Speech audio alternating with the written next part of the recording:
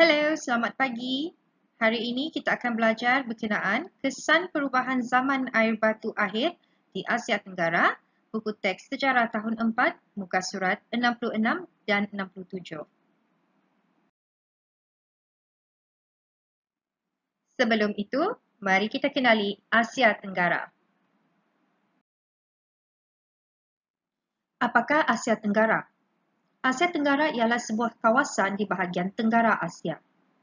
Dapat dilihat pada peta Asia Tenggara, beberapa senarai negara-negara yang terlibat dalam Asia Tenggara.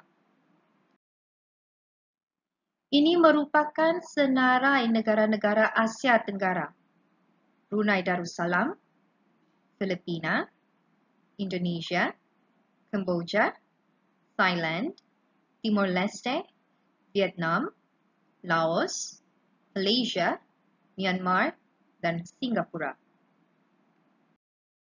Baiklah murid-murid, mari kita sama-sama lihat apakah kesan perubahan zaman air batu akhir di Asia Tenggara. Antara kesan-kesannya adalah kenaikan paras air laut di pentas Sunda.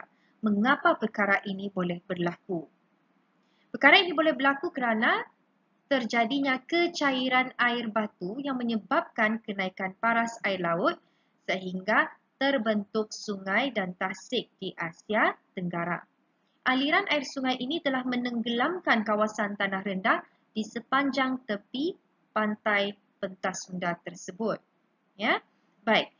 Kecairan air batu ini berlaku semasa epok Holocene yang mana suhu bumi sedikit meningkat menjadi lebih panas. Ya, apabila suhu meningkat lebih panas, ia akan mencairkan air batu yang telah meliputi bumi semasa epok Pleistocene. Baiklah, kecairan air batu ini telah memberikan kesan kepada kewujudan pertempatan baharu di Asia Tenggara. Baik, perkara ini akan kita lihat di slide seterusnya yang mana kita akan dapat nampak perbezaan di antara bentuk muka bumi semasa epok Pleistocene dan bentuk muka bumi semasa epok Holocene. Ya. Selain daripada itu, kesan yang berlaku juga adalah pergerakan manusia dan haiwan. Apa maksud pergerakan? Pergerakan ini bermaksud perpindahan. Ya? Manusia bergerak ke kawasan lebih tinggi dan hidup secara berpindah ganda sehingga akhirnya menetap di satu-satu kawasan. Kenapa manusia ini bergerak ke kawasan lebih tinggi?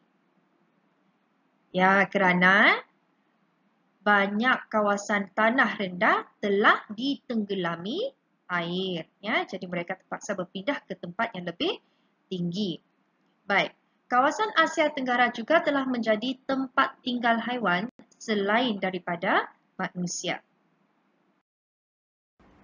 Mari kita lihat apakah yang cikgu maksudkan pada slide sebelum ini berkenaan kewujudan pertempatan baharu di Asia Tenggara setelah berlakunya penggeleziran dan suhu meningkat semasa epok Holocene.